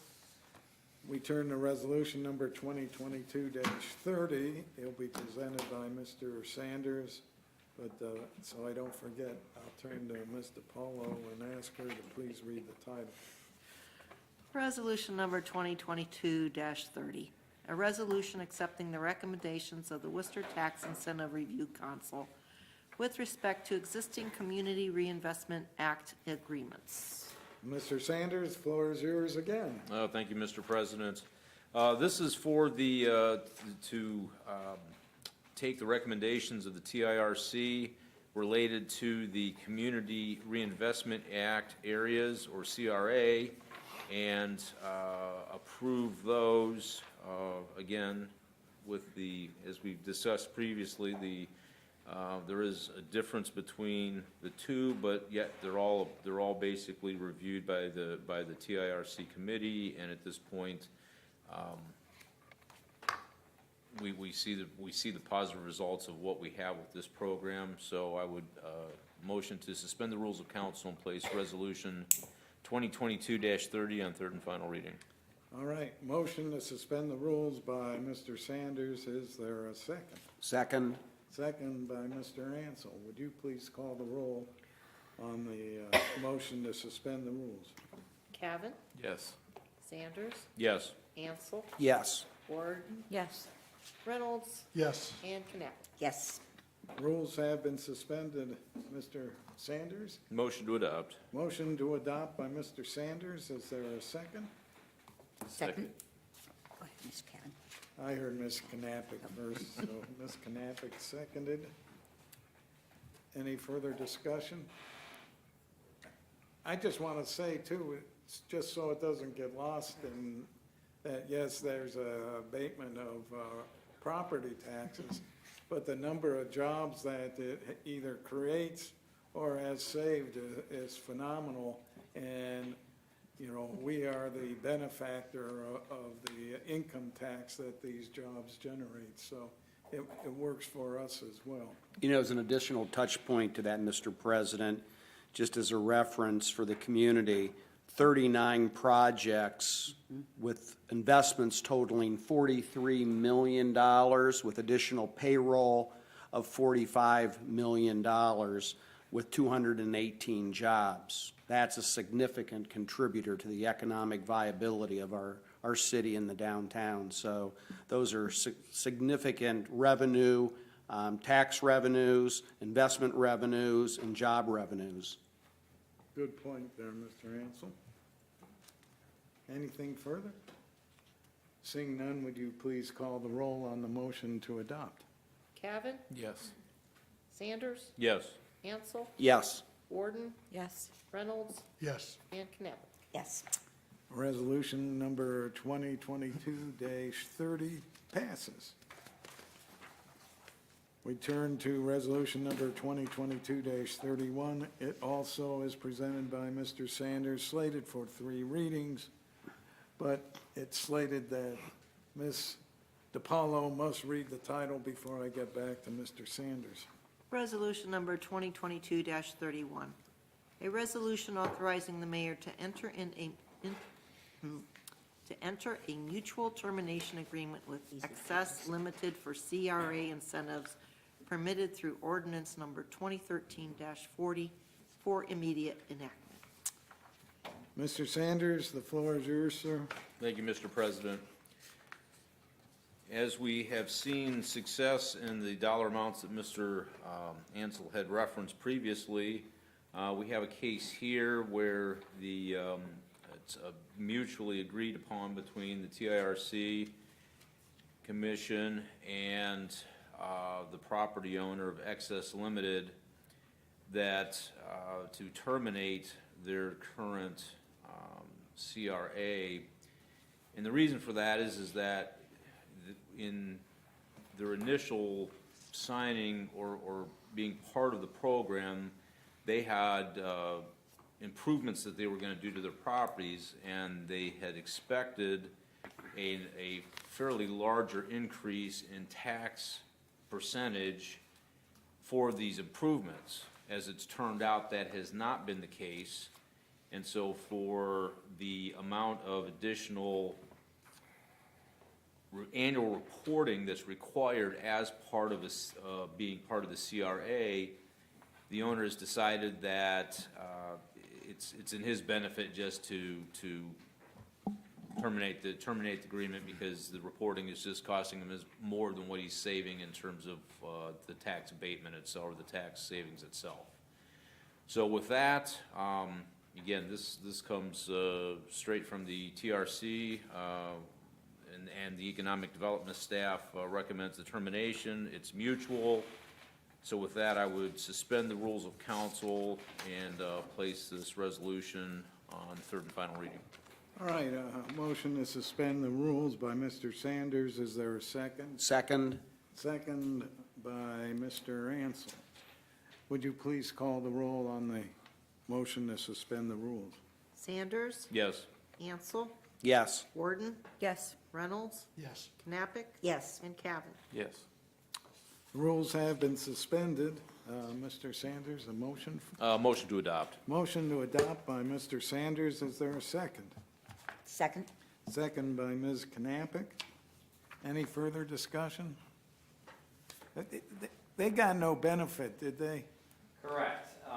The CRA in that standpoint, the company performed the investment that they said that they would. They created the jobs that they said that they would. Did not result, though, in any tax increase.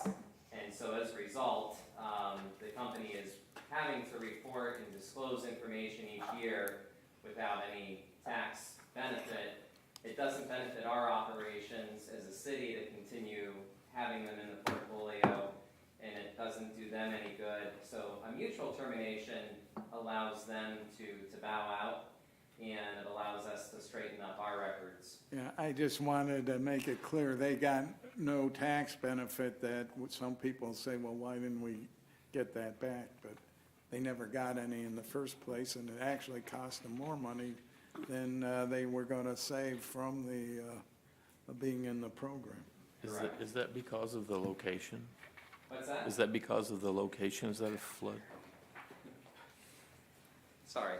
That would be due to how the Wayne County Auditor's Office has valued those improvements. So while they recognize that construction took place, in this case it was the installation of some docks in order to better access these facilities for trucks and other enhancements to the warehouses. When the Auditor's Office and their consultants reviewed the property, they determined that while these improvements have been made, they did not result in a taxable increase in the value of the property. Location, location, location, Mr. Gavin. Right. Anything else? Seeing none, I just didn't want would you please call the roll on the motion to adopt? Sanders, Yes. Ansel, Yes. Warden, Yes. Reynolds, Yes. Knappich, Yes. and Cavan. Yes. All right, resolution number 2022-31 passes. Next resolution is 2022-32. It will be presented by Mr. Sanders, slated for 3 readings. But if you would, Mr. Paula, please read the title. Resolution number 2022-32. A resolution authorizing the mayor to enter a mutual termination agreement with Coyote Group LLC for CRA incentives permitted through ordinance number 2019-12 for immediate enactment. Mr. Sanders, the floor is yours. Thank you, Mr. President. What we have here is a slightly different reason for the mutual termination. The Coyote Group LLC performed a remarkable rehabilitation on the property as they had promised to do, and is in compliance with the agreement. However, they have, in the process of making those improvements, have found a buyer that is looking to, it was going to be a tenant business, or it will allow a tenant business for a permanent downtown home and long-term employment agency, and at this point will also then generate between $6,625 to $7,435 in additional property tax. So again, we did what the plan was, is which we helped these guys get a foot in the door, be able to make a rehabilitation, and then turn around and be able to create a long-term, hopefully a long-term employment and home in the case of a building that at this point needed a little bit of TLC. This was the 15-foot wide building that had the shoe repair shop, which, Yes. you know, obviously 15-wide foot building doesn't have, we don't have a lot of options, and they turned it into, they took a pig's ear and turned it into a silk purse, so to speak. So do you have a I motion to suspend the rules of council and place this on third and final reading. motion to suspend the rules by Mr. Sanders? Is there a second? Second? Second by Ms. Gnapic. Would you please call the roll on the suspension of the rules? Sanders, Yes. Ansel, Yes. Warden, Yes. Reynolds, Yes. Knappich, Yes. and Cavan. Yes. The rules have been suspended. Mr. Sanders, you have another Motion to adopt. motion to adopt by Mr. Sanders. Is there a second? Second. Second by Mr. Ansel. Any further questions or discussion? Seeing none, would you please call the roll on the motion to adopt? Sanders, Yes. Ansel, Yes. Warden, Yes. Reynolds, Yes. Knappich, Yes. and Cavan. Yes. I'll take that as a yes, but you're getting harder and harder to hear as the evening goes on. What? Okay, resolution number 2022-32 passes. Next ordinance is number 2022, our next piece of legislation is ordinance number 2022-18. It'll be presented by Mr. Sanders. It is slated for 3 readings.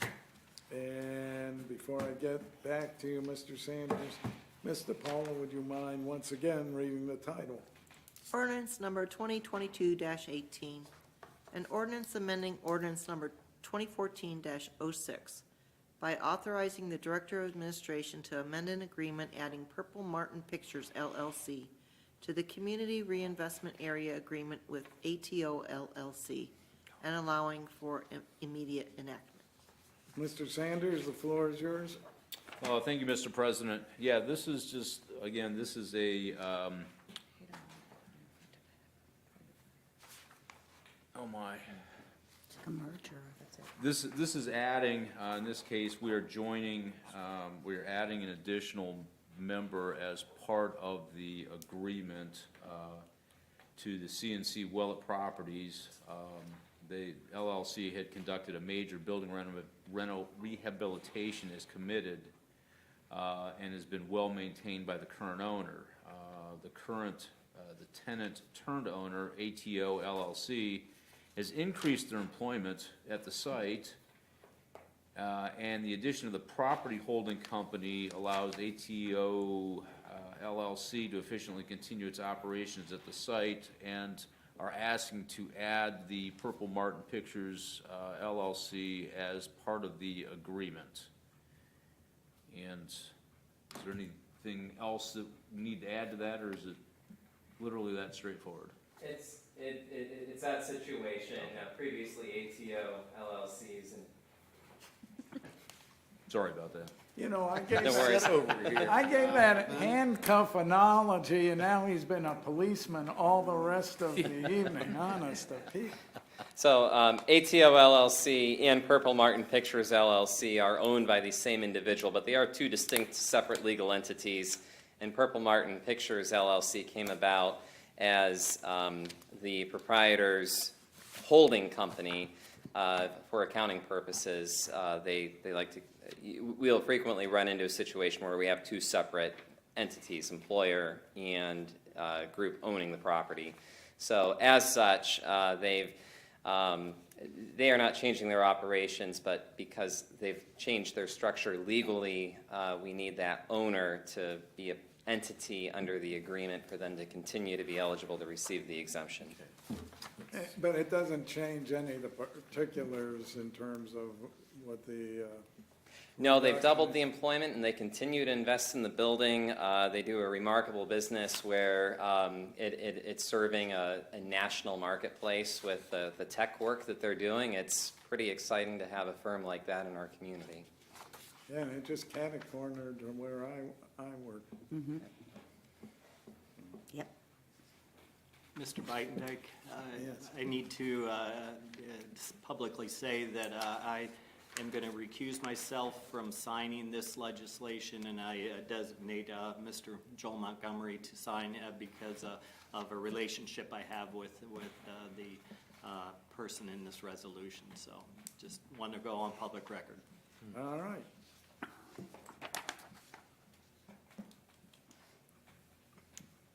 Anything further? No. All right, so I'll look to you for a motion. I would motion to suspend the rules of council and place this on 3rd and final reading. Motion to suspend the rules by Mr. Sanders. Is there a second? Second. Second by Ms. Warden. Would you please call the roll, Ms. DiPaolo? Sanders, Yes. Ansel. Yes. Warden, Yes. Reynolds, Yes. Knappich, Yes. and Cavan. Yes. Rules have been suspended. Mr. Sanders, another motion? Motion to adopt. Motion to adopt by Mr. Sanders. Is there a second? Second. Second by Mr. Ansel. Would you please call the roll on the motion to adopt? Sanders, Yes. Ansel, Yes. Warden, Yes. Reynolds, Yes. Knappich, Yes. and Cavan. Yes. Ordinance number 2022-18 passes. Now we'll look at ordinance number 2022-19. It is presented by Mr. Sanders, slated for 3 readings. And before I get back to you, Mr. Sanders, I'll turn to Ms. DiPaolo and ask her to read the title. Ordinance number 2022-19. An ordinance authorizing the mayor to amend the city's agreement with CM Properties LLC as permitted through ordinance number 2011-11 for immediate enactment. Mr. Sanders, the floor is yours. Thank you, Mr. President. Yes, the Economic Development staff recommends the modification. The CM Properties LLC has an amended job and payroll, wants to amend the job and payroll requirements that remain higher than represented at the onset of the project, and will bring the project back into compliance. The amendment allows the TIRC's recommendation for the modification, which was previously accepted by us via ordinance 2021-73. And again, this is really just with the changes that are allowed, we're just obligated to make the adjustment in this to allow this to continue to move forward. So with that, I would motion to suspend the rules of council and place this on third and final reading. All right, motion to suspend the rules by Mr. Sanders. Is there a second? Second? Second by Ms. Knappich. Would you please call the roll on the suspension of the rules? Cavan, Yes. Knappich, Yes. Reynolds, Yes. Warden, Yes. Ansel. Yes. And Sanders. Yes. Rules have been suspended. Mr. Sanders, I look to you again. Motion to adopt. Motion to adopt by Mr. Sanders. Is there a second? Second? Second by Ms. Knappich. Any further discussion? Mr. Malay, if I recall, this amendment reduces it down to the levels that is still within the minimum requirements. Correct. So they're technically in compliance, they just had a bigger idea that they would be able to hire more people. Correct. They're still performing double the state requirement. Anything further? Seeing none, would you please call the roll on the motion to adopt? Cavan, Yes. Knappich, Yes. Reynolds, Yes. Warden, Yes. Ansel, Yes. and Sanders. Yes. Rules ordinance number 2022-19 passes. Brings us to the penultimate piece of legislation, ordinance number 2022-20. Again, we will be calling on Mr. Sanders to present it. And this is slated for 3 readings. But before I get to you, I'll ask Ms. DiPaolo if she would please read the title. Ordinance number 2022-20. An ordinance amending ordinance number 2010-24 by authorizing the mayor affirm authorization of CRA exemption to residential units at project site and allowing for immediate enactment. Mr. Sanders, the floor once again is yours. Thank you, Mr. President. I'm going to punt this one a little bit to Jonathan. This has to do with the Merchants Block property, and at this point, I'll just let him explain it because I know he can do it better than I can. Wise man there, Yeah. Mr. Sanders. This is a change brought to the TIRC at the recommendation of the Wayne County Auditor's Office. Our agreement with Merchants Block LLC, today Ed Howman, always envisioned that there would be residential condominiums constructed on the second and third floors of the facility. with the understanding that that would transfer ownership. However, the actual agreement, while it contemplates condominiums, it also does require a specific written authorization for that transfer to occur. Our pattern of practice has always been to take all transfers to Worcester City Council so that everything is performed out in the open with full council consideration. So at the auditor's request, we brought this recommendation to the TIRC that we affirm ongoing assignment of CRA privileges to the residential units in this project, which means that if somebody who is a resident there today decides to sell their unit, this amendment that we're making will instruct the auditor to continue exempting that property so long as the commercial exemption exists. Jonathan, for clarity, what is the balance of the remaining term for the joint occupancy of Merchant Block? I believe we carry this through 2024. Okay. In terms of when we would be looking at, I apologize, 2026 is when we would be looking at, I'm sorry. Because it started in 2010, correct? Correct. We'll be looking at this sunsetting after next year. So it's a 15-year abatement. 12. Oh, 12, okay. And it'll sunset at the end of 2024. Okay. Thank you for that clarity.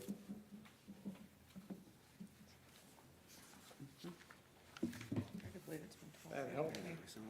And I've been on here long enough, and my memory serves me correct, that clearly was an intent when we passed the CRA, that it would also accrue to the residential units. Yeah. Absolutely. Yeah, correct. This just satisfies the auditor's requirements. Yeah, well, we want to keep the auditor happy, otherwise we would have to spend a luncheon with Dr. Andre Doherty having to explain the nuances of all this. So, No, with that explanation, like I said, I would motion to suspend the rules of council and place this on third and final reading.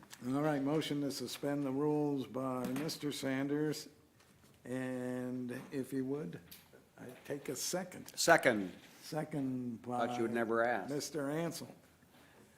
Ms. DiPaolo, indulge me and read the title, please. Ordinance number 2022-20. An ordinance amending ordinance number 2010-24 by authorizing the mayor a firm authorization of CRA exemption to residential units at project site and allowing for immediate enactment. All right, Mr. Sanders, do you have yet another motion there? Well, we kind I'm of already did confused. that. Yeah, we are, Yes, I'm sorry. because we have a motion to suspend the rules of council, which we need So to vote on. I just kind of need to call the roll on the Yeah. motion to suspend. So Sanders, Yes. Ansel. Yes. Warden, Yes. Reynolds, Yes. Knappich, Yes. and Cavan. Yes. All right. The rules have been I suspended. motion to adopt. Motion to adopt by Mr. Sanders. Is there a second? Second.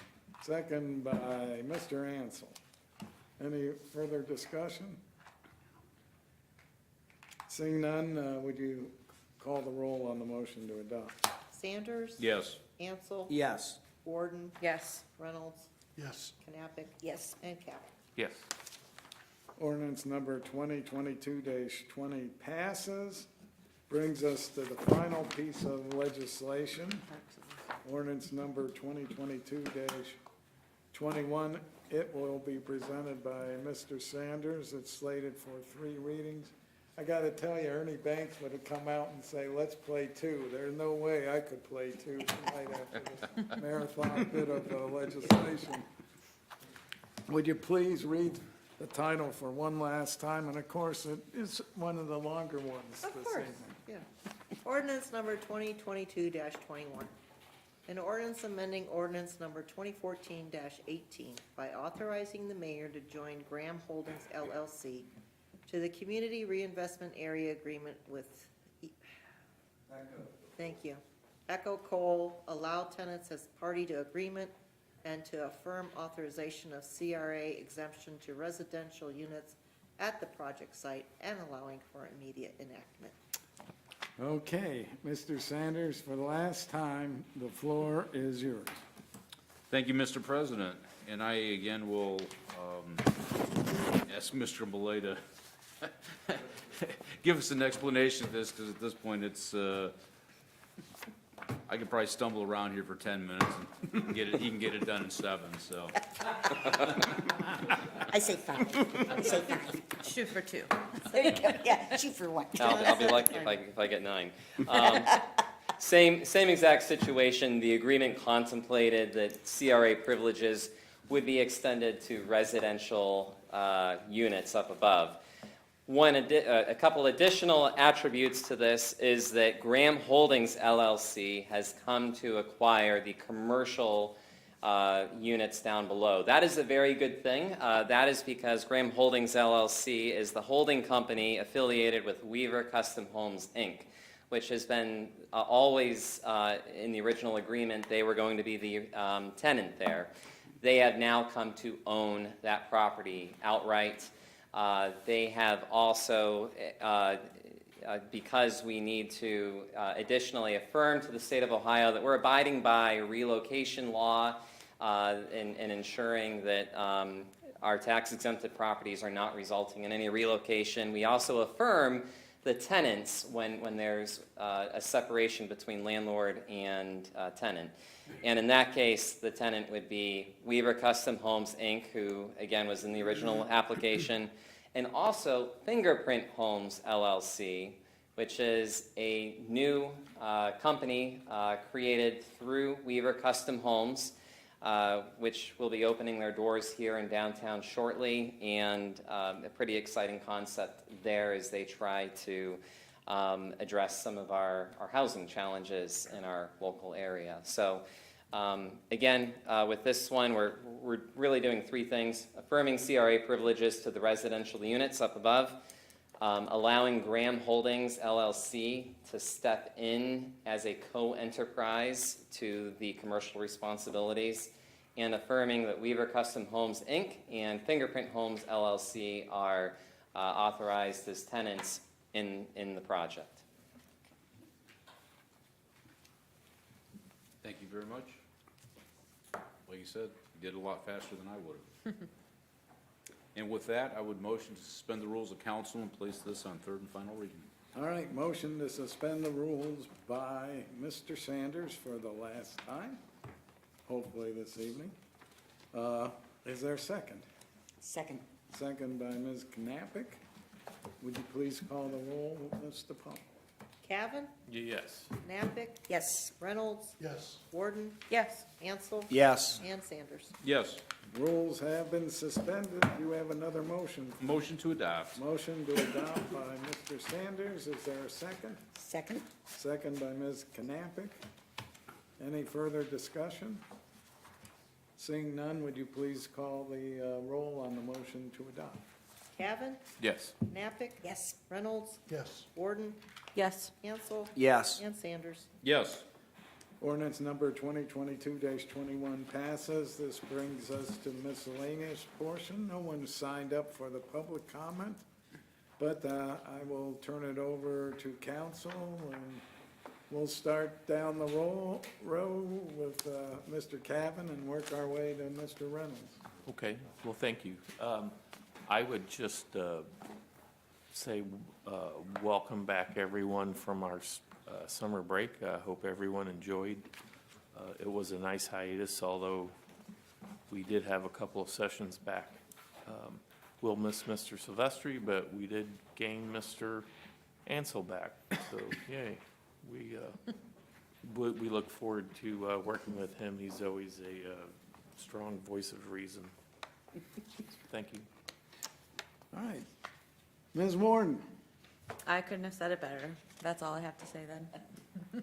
I'd like to thank council and the administration for deactivating me from my free agency role. I'm a firm believer in fate, and there was some reticence initially, but I'm certainly happy and excited and enthusiastic about re-engaging in the process and filling in the interim position for the next year and a half. But more importantly, I just want to thank you for your vote of confidence and trust.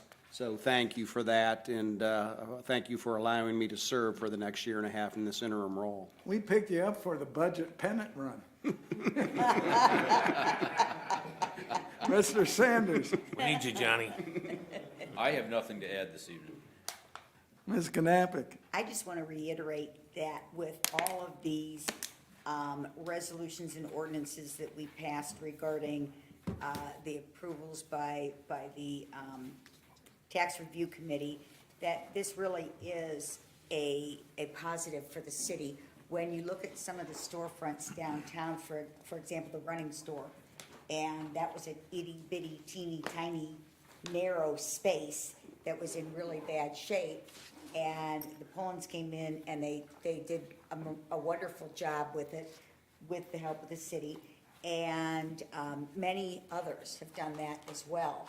And we're very fortunate, especially following a pandemic where nobody was out shopping and nobody was out doing anything and everybody was doing everything online, that we still have a very vibrant downtown, and we have a very vibrant business community in general.